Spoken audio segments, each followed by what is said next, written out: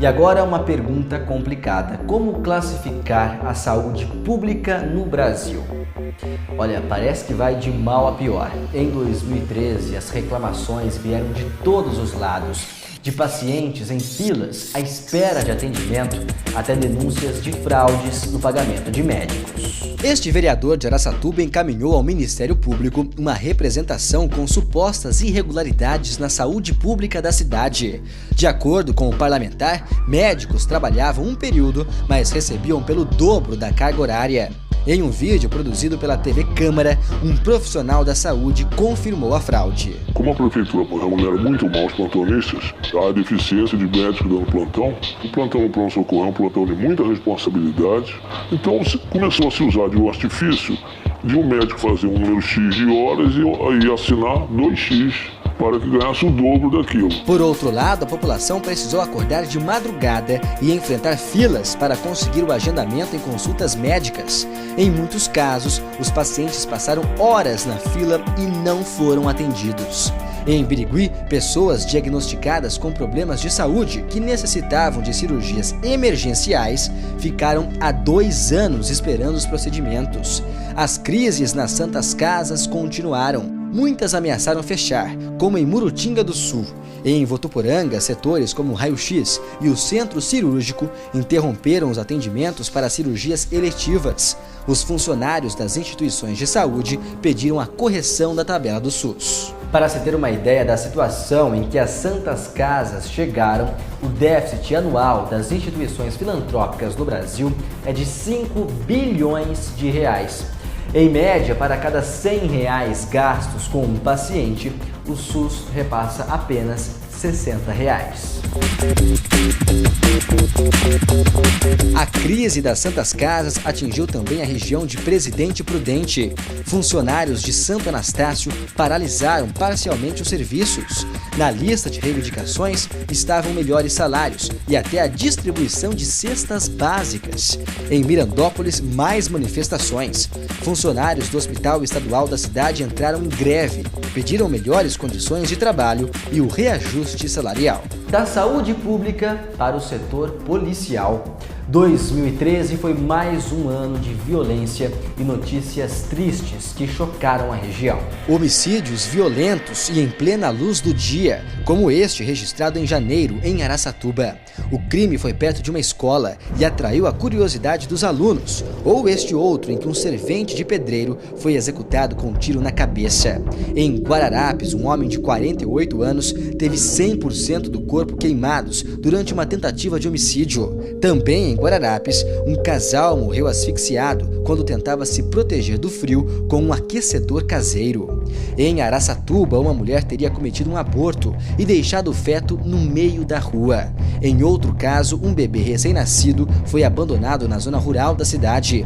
A criança morreu e foi encontrada por este homem com o corpo já em estado de decomposição. Casos de afogamentos, acidentes de trabalho na construção civil e envolvendo linhas de pipa com cerol foram comuns este ano. E em dezembro do ano passado, passou a valer a nova lei seca, que implementou a tolerância zero nos testes de bafômetro. Na região de Araçatuba, o número de pessoas presas por dirigirem embriagadas aumentou 1.500%. Em contrapartida, o número de acidentes com vítimas fatais caiu 44%. Mesmo assim, em praticamente todas as rodovias da região, graves acidentes foram registrados, muitos deles por falta de respeito às leis de trânsito e outros por falta de conservação das estradas. Em Santa Adélia, um incêndio de grandes proporções destruiu um depósito de açúcar e fez com que uma enxurrada de caramelo invadisse a cidade. O produto chegou ao Rio Turvo e provocou um dos piores acidentes ambientais já registrados na região.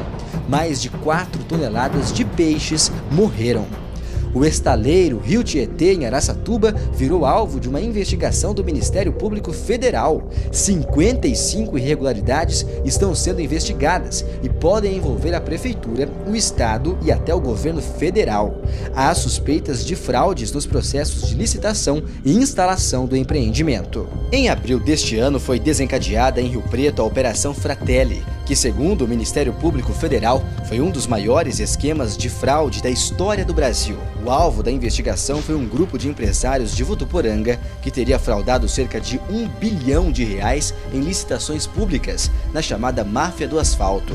13 pessoas foram presas, dentre elas o empresário Olívio Scamatti, possível comandante do esquema. Ele chegou a ficar preso durante 7 meses no Centro de Detenção Provisória de Rio Preto, mas conseguiu habeas corpus no Tribunal de Justiça de São Paulo. De todos os envolvidos, nenhum continua preso.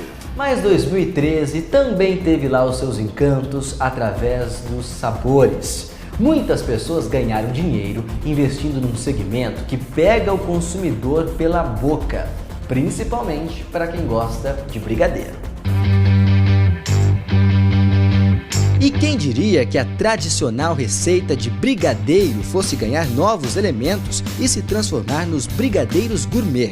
A guloseima caiu no paladar de muitas pessoas e fizeram as vendas do produto dispararem. Agora, no final do ano, a produção de panetones e chocotones foi a maior da história na região. Difícil resistir, não é?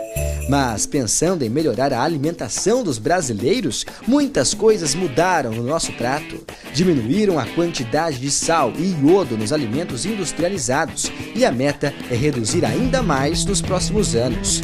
Já o açúcar, estudos revelam que os doces não são os vilões para o desenvolvimento do diabetes. Especialistas garantem que os hábitos alimentares são apenas um dos fatores e que o maior risco é a hereditariedade e hábitos pouco saudáveis, como o tabagismo e o sedentarismo. Pois é, o fumante vai estar sempre em qualquer grupo de risco. E daqui a pouco, aqui na Retrospectiva 2013, como a visita do Papa Francisco mobilizou os jovens da região e também o acidente com uma barcaça que interditou a hidrovia Tietê-Paraná. A gente volta já.